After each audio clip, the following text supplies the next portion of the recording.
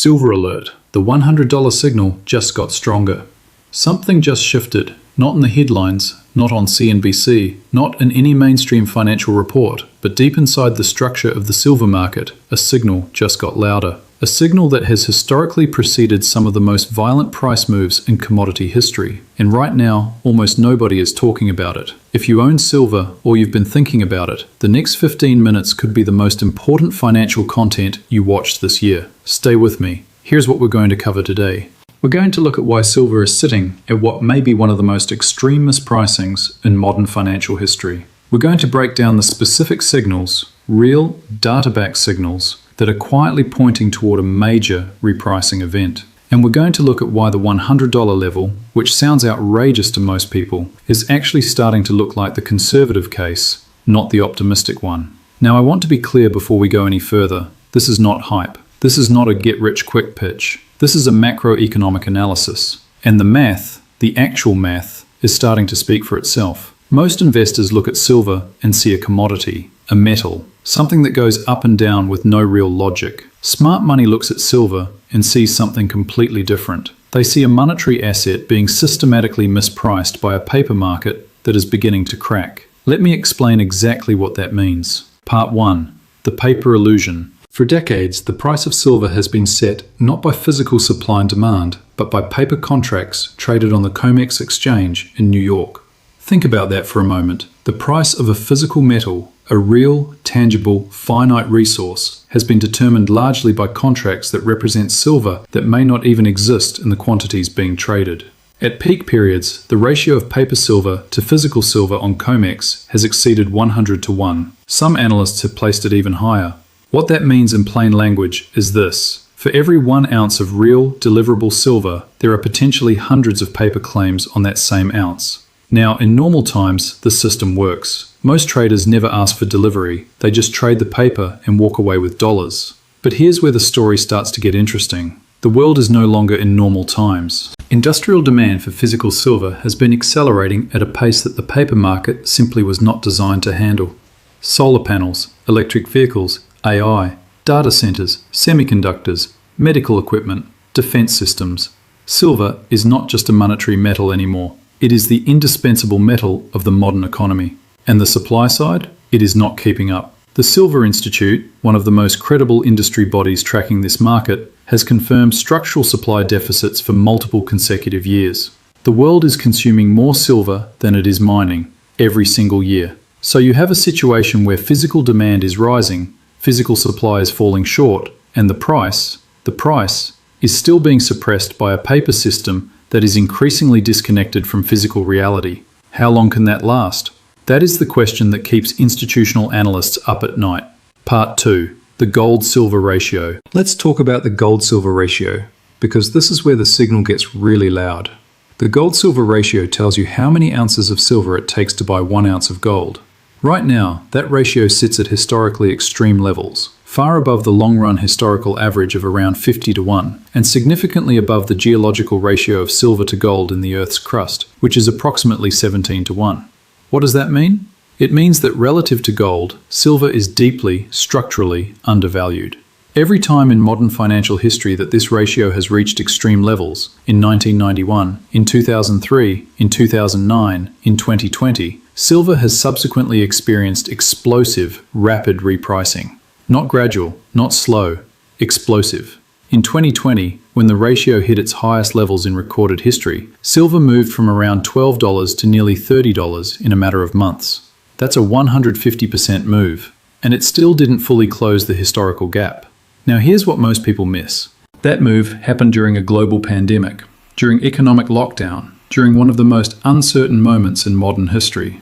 What happens when that kind of repricing occurs in an environment where industrial demand is also accelerating, where geopolitical tensions are pushing nations to diversify away from dollar assets, where central banks are printing money at a pace that would have been unimaginable 15 years ago? The math begins pointing toward numbers that sound impossible until they happen. Part 3. The Federal Reserve Factor.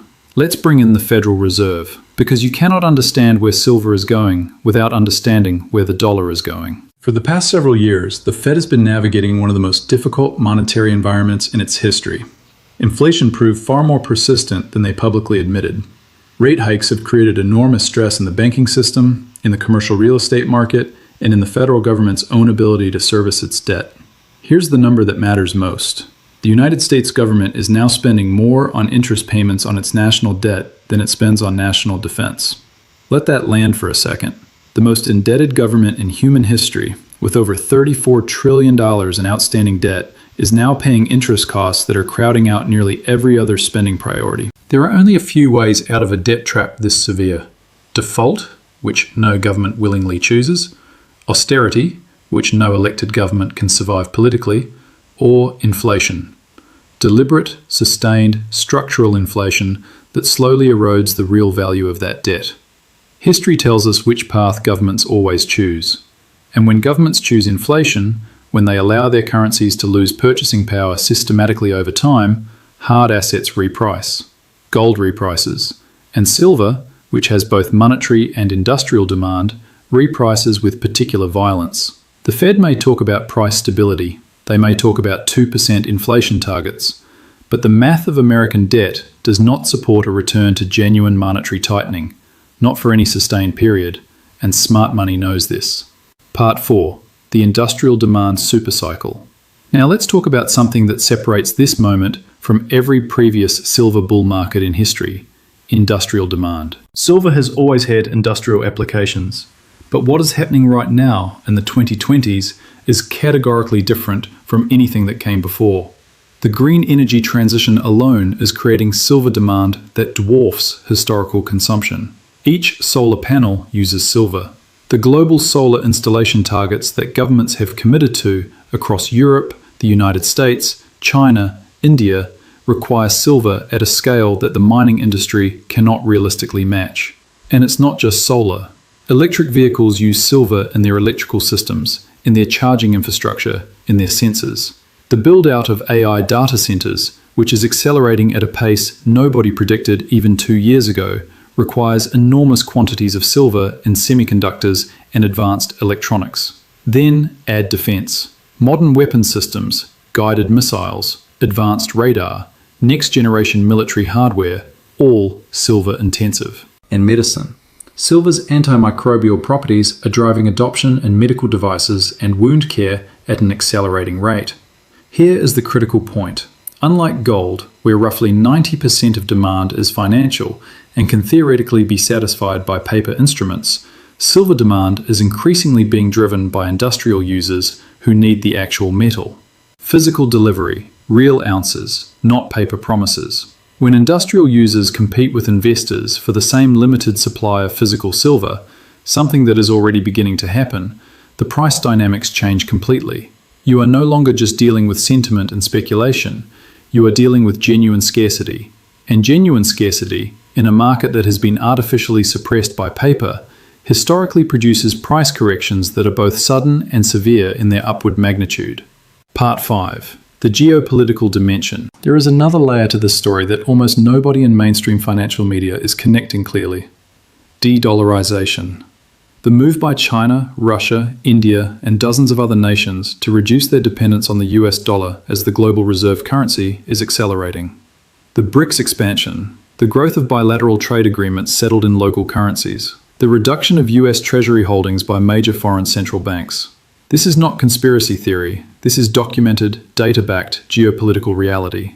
And here is where silver enters the picture in a way that most analysts are not discussing. As trust in paper currency systems erodes, as nations and individuals increasingly seek assets that cannot be inflated away, cannot be sanctioned, cannot be frozen, hard assets gain a monetary premium. Gold has received the majority of attention in this narrative. Central banks have been buying gold at record rates. That story has been widely covered. But silver, trading at a fraction of gold's price, accessible to a far broader range of buyers, with additional industrial demand driving it from the other direction, silver may be the larger opportunity. There is a scenario, not guaranteed, but increasingly plausible, where the combination of monetary demand, industrial demand, supply deficit, and paper market instability converges simultaneously. That convergence, if it materializes, does not produce a gentle, orderly repricing. It produces a shock. Part 6. The $100 case. So let's address the number directly. $100 per ounce of silver. When most people hear that number, they laugh. Silver is sitting far below that level. A $100 target sounds like wishful thinking from someone trying to sell you coins. But let's do the math honestly. If the gold-silver ratio were to simply return to its long-run historical average of 50 to 1, not its geological ratio, not some extreme optimistic scenario, just the long-run historical average, and if gold holds anywhere near its current levels or moves higher as the debt and inflation narrative continues, the implied silver price at 50 to 1 is already in triple digits. That's just ratio mean reversion. That's not a bull case. That's math. Now layer on top of that the supply deficit reality. Layer on the industrial demand supercycle. Layer on the de-dollarization monetary premium. Layer on the potential for a paper market dislocation where physical silver separates from the paper price, as we saw brief glimpses of in early 2021, when retail buyers temporarily overwhelmed the system. In that scenario, $100 is not the ceiling, it's the floor. Now, to be absolutely clear, these are conditional outcomes. If the paper market holds together, if industrial demand growth slows, if the Fed somehow threads the needle on inflation without debasing the currency further, if none of the geopolitical flashpoints escalate, then this thesis may take longer to play out than anyone expects. Markets can remain irrational longer than most of us can remain patient. But the structural foundations of this thesis are not speculation. They are supply and demand. They are monetary history. They are the mathematics of government debt. And those foundations are getting stronger, not weaker, with each passing quarter. Part 7. What smart money is doing. So what does sophisticated money actually do with this information? Not panic, not speculate recklessly, not put everything into a single asset. Smart money positions. It understands that silver at current prices is offering asymmetric exposure. The downside is limited relative to the potential upside. The metal has intrinsic industrial value that provides a floor. The monetary upside, if even a fraction of the macro thesis plays out, is disproportionately large. Smart money also understands timing. This is not a trade, this is a position. The forces driving this thesis, debt, deficit, de-dollarization, industrial demand, are structural. They do not resolve in a quarter or two, they compound over years. And smart money understands the difference between paper silver and physical silver. ETFs, futures contracts, and mining stocks all have their place. But for the core thesis, the one about physical scarcity and paper market dislocation, there is no substitute for actual metal. The people who benefited most from the 2020 silver move were not the ones who bought paper promises. They were the ones who held physical metal when the price moved. History may not repeat perfectly, but in commodities, it rhymes with remarkable regularity. Here is where we are. The supply deficit is real and deepening. The industrial demand supercycle is accelerating beyond what the mining industry can match. The paper market is showing signs of structural stress. The macroeconomic environment, debt, inflation, currency debasement, is the most favourable for hard assets in a generation.